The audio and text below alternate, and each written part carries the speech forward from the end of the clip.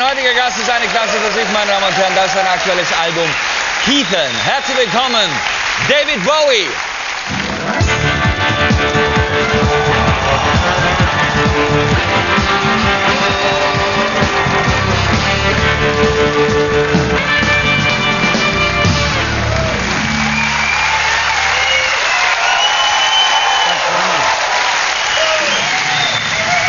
Thank you. Wow, that's great.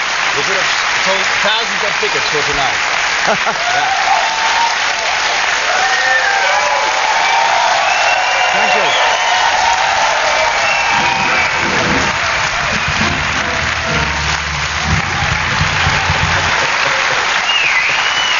Thank you. So you see, what's the right place to choose Cologne to I do could your actually only go concert? around and sell the album right now, couldn't I? Yes, but it's very successful It's already commercially. unbelievable, It started yeah. place 4 in our charts. It's been like this throughout Europe, and it went in at like 14 in America. It's fantastic. Yes. So, you know, people love you, they almost go crazy. Cologne is the only place where you're playing your concert tomorrow. The concert It was sold out in 45 seconds. Did you know that? I think that's extraordinary. Yeah. Absolutely extraordinary. Have you been to Cologne before? Well, mind you, the audience, there's only 15 people in the audience, so 45 seconds. Long ago. Thank God you speak English. So, have you been to Cologne before? I have, yes, but I haven't been there for maybe, since 79, 1980. Something like that. Long time. Long time Yeah. ago. But I used to, for a while, I was living between New York and Berlin in the late 70s. Yeah. So I used to come to Germany a lot, and I had a great time in Berlin. This is, of course, when the wall was still there. So it's a different kind of vibe. Was that I suppose. Was it a time when you lived with the old friend James Osterberg? James Osterberg, yeah, Iggy Pop. There were about 3 or 4 of us. There was Jimmy and his girlfriend, and there was myself and one other. We had our apartments in the same block on, it was called, if I remember, Hauptstrasse, 155 in Charlottenburg. That's how I used to go. You get very drunk and Hauptstrasse, 155. And you get home. We had a great time, and I remember none of us had any money then, because either we'd been ripped off or, you know, dealings had gone wrong, and we were all pretty broke. And the 3 of them, it was my birthday coming up, they clubbed together and they got me an old 1955 Mercedes. It was rusted completely, so we got in it, and our feet just went through the floor. We went around Berlin in that, and I remember we dropped Iggy off at a club one night. It was, I think, one of the anniversaries of the wall being put up, you know. And he went to a punk club, and he came back later and he said, it was amazing. They'd made a birthday cake in the shape of the wall, which went all the way around the room. And at 12 o'clock at night, they jumped on it and ate it. For real. Yes. It was, they made this, the entire wall, and then ate it. And he said it was singularly the most moving moment in Berlin that he had spent, because there was something really quite ideological about it, you know. Yes. And of course, later on, it really... It was especially for him, for his birthday. No. It was the celebration of the wall, yeah. of the anniversary of the wall going Yeah. up, you know. And it was, he said it was the strangest thing. And of course, that's virtually what they did. And they didn't eat it, of course. Well, I know one person who tried eating it, but he was stoned. But he was... So now you came back to Europe on the QE2, yes? Well, not here, because there's no of river. course. But, But if I could have, I would have. But you travel on the QE2, yes, yeah? but the other direction, from Southampton to New York, and you came from New York to Southampton. That's right, yeah. They're 2 different captains. Yes. One only knows how to get to Southampton. I think that's true. What was the average age on the QE2 this time? 114. Yes. Something like that. Mainly widows. Really? No, it's changed a lot. Because I first went 30 years ago. Yeah. And in those days, it really was older people, older generation, all that. This time around, I noticed there was a lot more families with children, you know, because these days they have like things like playrooms on board. There were 5 restaurants, 3 cinemas, casinos, public library, and television studio. What did you do on board the whole day? I read and watched DVDs. Did you walk around? No, I swam alongside for exercise. You know, I used to keep up because I'm very fit these days. You know. Yes, absolutely. Because I swim against the QE2. That's how you do it. But no, most of the time I took I took DVDs of all the films I can't watch at home because they're all like subtitled European avant-garde classics, and they last 19 hours and have subtitles, and nobody else in my house wants to watch them. So as I was traveling alone, I just watched them on my computer, you know, I listened to music, and I made notes, and I watched the sea. And I watched the sea. Yeah. The sea watched me. 5 long days. Yeah. It was wonderful. I loved it. Is it true you get up very early in the morning at around 6 o'clock? Well, both of us, both my wife and myself, get up between 5 and 6 in the morning, and the irony is that we now, you know, we just had a small child, yes, and she's 23 months now, but of course we now get up before she does, so we go and wake her up. You have to be which quiet. Is like the parents' revenge, you know. Yeah. So when did your wife take wake up?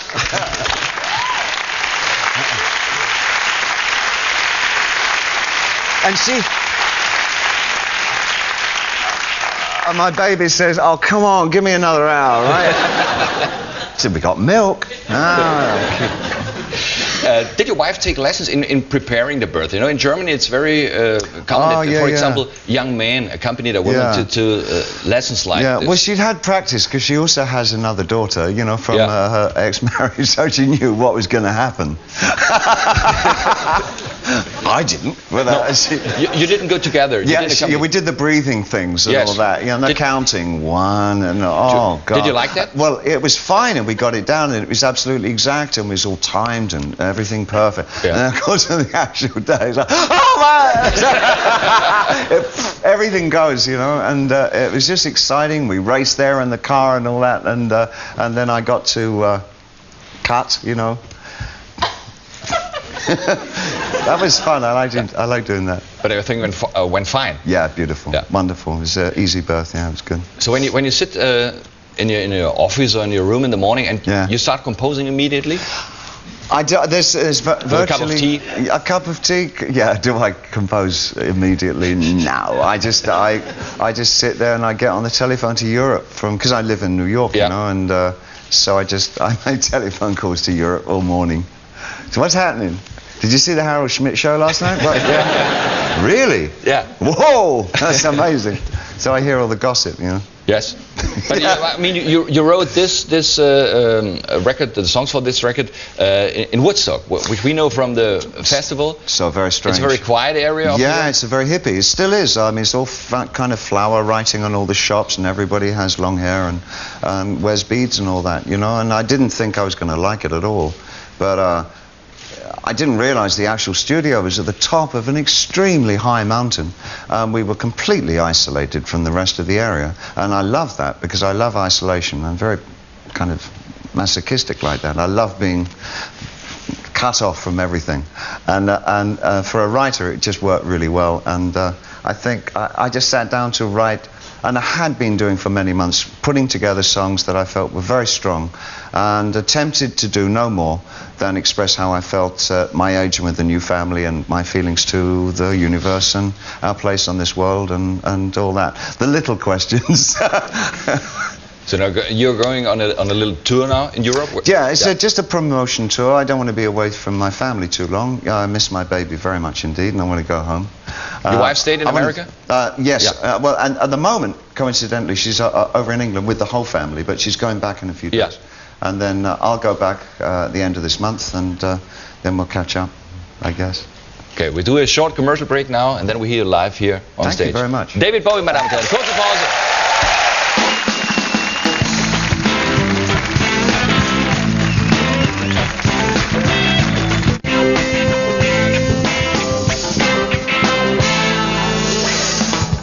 Das, meine Damen und Herren, ist der aktuelle CD Heathen.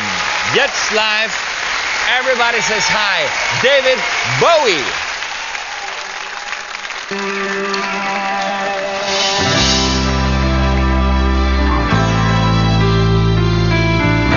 Said you took a big trip. You said you moved away. Didn't know the right thing to say.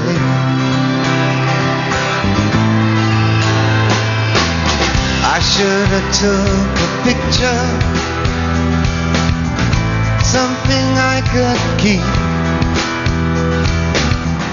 Buy a little frame, something cheap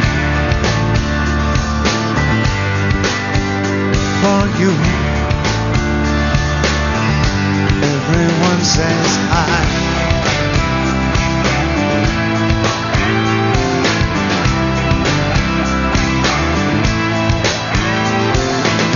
They said you sailed a big ship. They said you sailed away. I didn't know the right thing to say. I'd love to get a letter, love to know what's what. I hope the weather's good and it's not too hot for you. Everyone says hi. Everyone says hi. Everyone says, don't stay in a sad place where they don't care how you are. Everyone says hi.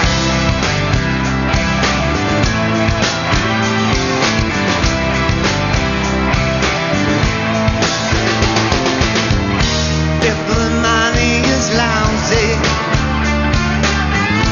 you can always go home.